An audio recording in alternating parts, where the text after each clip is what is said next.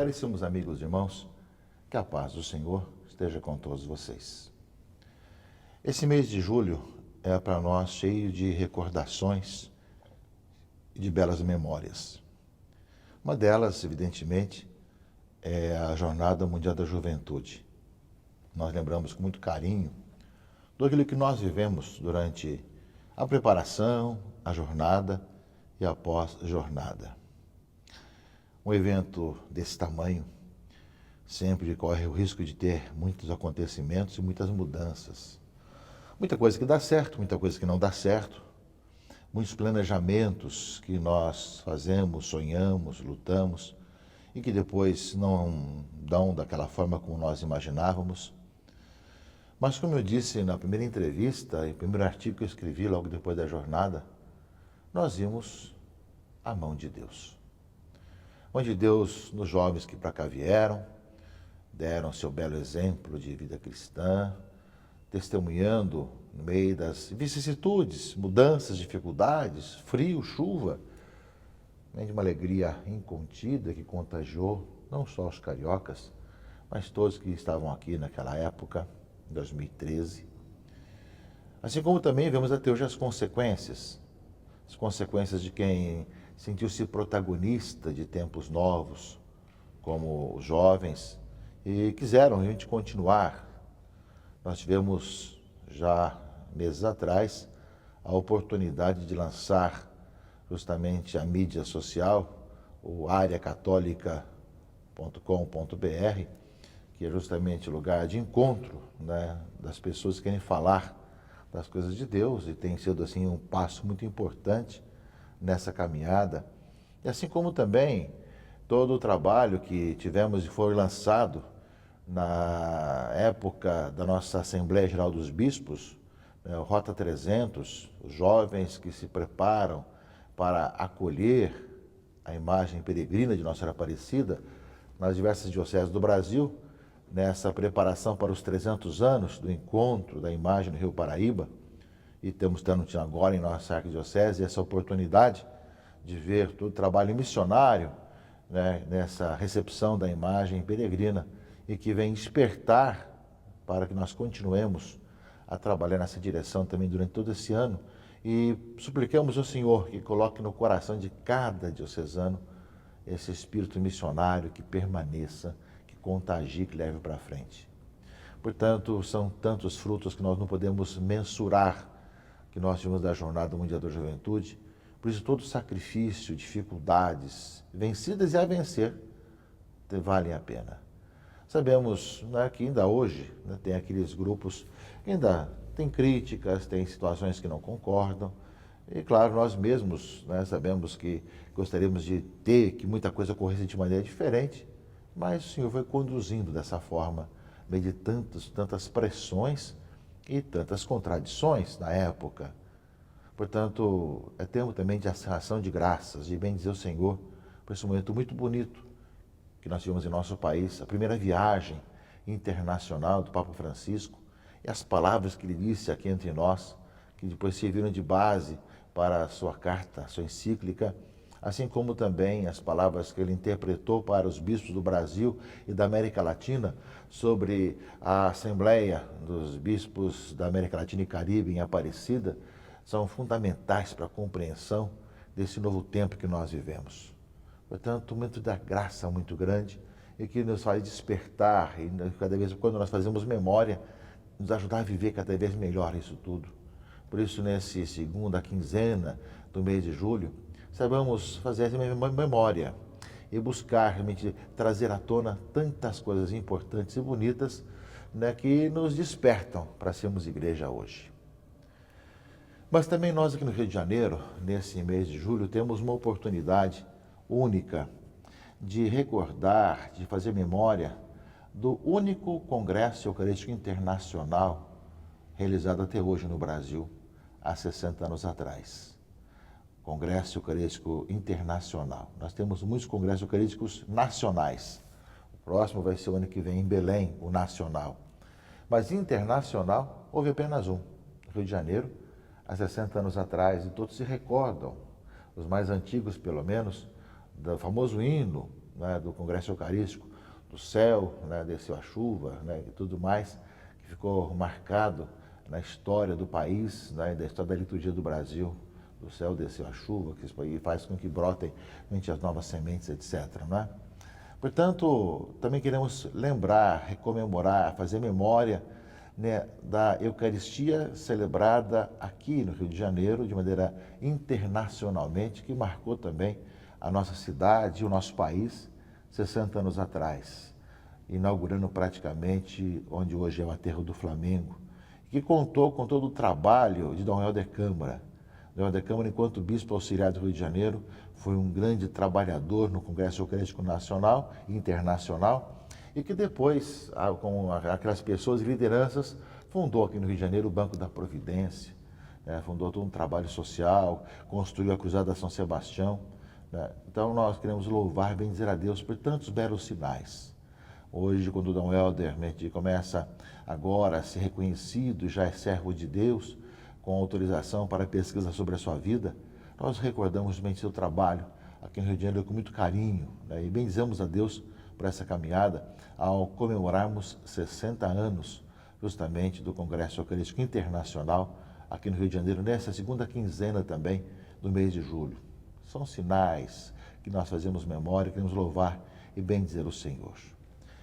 Nesse sentido, meus irmãos e irmãs, a melhor forma de poder celebrar a memória da jornada, celebrar a memória de um Congresso Eucarístico Internacional, único no Brasil até agora, que nós tivemos aqui no Rio de Janeiro, é sermos missionários. E a palavra de Deus desse final de semana nos impulsiona a isso, nos impulsiona para essa missionariedade. Vivemos a missão com entusiasmo, com generosidade, de não só fazermos missão, ou termos atividades missionárias, mas sermos missionários, vivemos missionariamente. Nesse sentido, a palavra do Evangelho deste domingo, 15º domingo tempo comum, nos fala bem claro, Marcos 6, 7 a 13, né?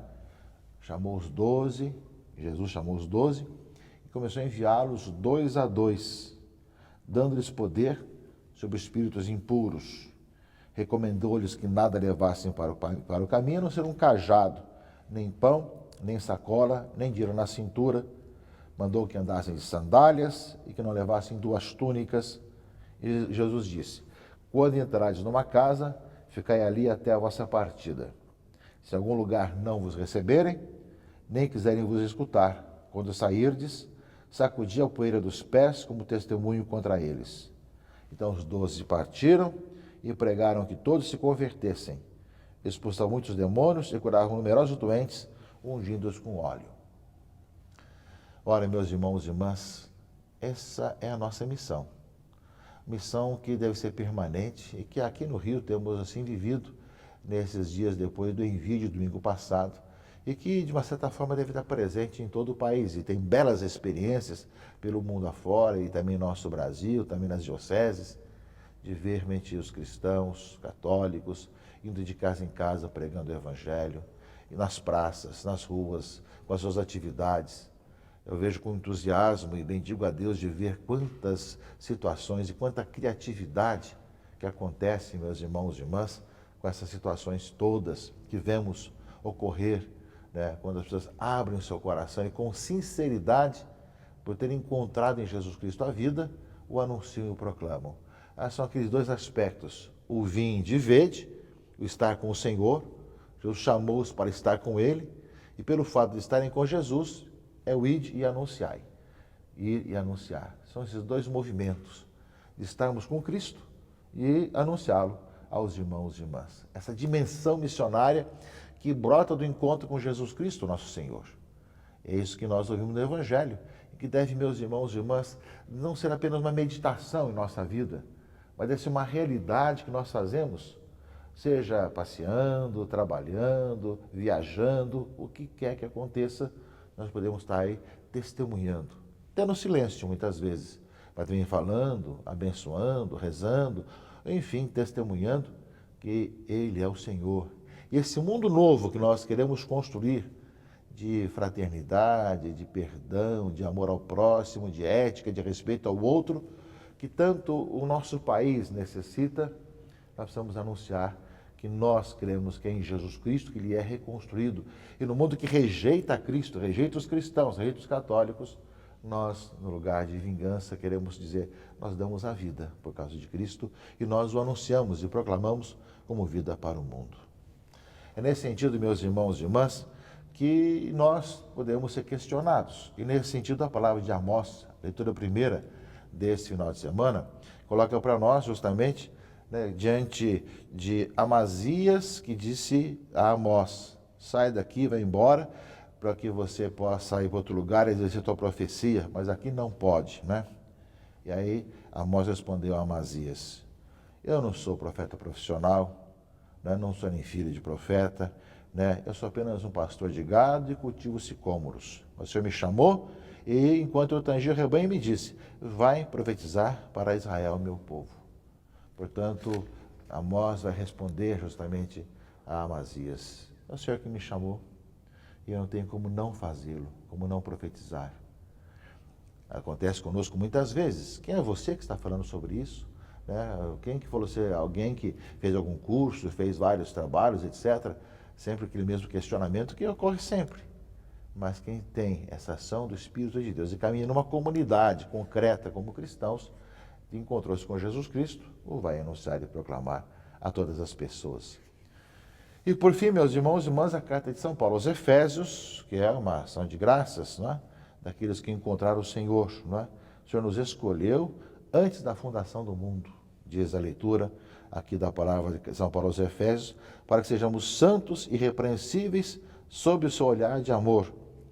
Ele nos predestinou para sermos seus filhos adotivos, por intermédio de Jesus Cristo, conforme a decisão da sua vontade, para o louvor da sua glória e da graça com que ele nos cumulou no seu bem-amado. O Senhor nos chamou antes da fundação do mundo para sermos santos, para como pessoas em que se convertem a cada dia, também levarmos a sociedade a se santificar cada vez mais. Pelo seu sangue, nós somos libertados. Nele, as nossas faltas são perdoadas, segundo a riqueza da sua graça, que Deus derramou profundamente sobre nós, abrindo-nos a toda a sabedoria e prudência. E nos fez conhecer o mistério da sua vontade, o desígnio benevolente que de antemão determinou em si mesmo, para levar à plenitude o tempo estabelecido e recapitular em Cristo o universo inteiro, tudo que está nos céus e tudo que está sobre a terra. Recapitular em Cristo o universo inteiro. É a nossa missão de missionários, de evangelizadores, recapitular em Cristo esse é o nosso tempo, esse é o nosso mundo. E sermos missionários com a palavra de Deus, desde a semana nos convida, meus irmãos e irmãs, vendo como o Senhor atuou, no caso da Jornada Mundial da Juventude, ou aqui no Rio de Janeiro, vemos como o Senhor atuou na época, há 60 anos atrás, Congresso Internacional, né, justamente eucarístico.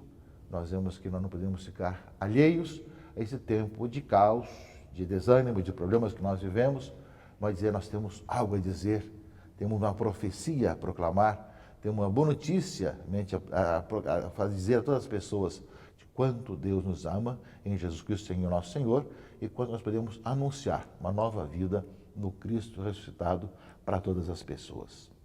Que Deus Todo-Poderoso vos abençoe e vos guarde, em nome do Pai, e do Filho e do Espírito Santo. Amém.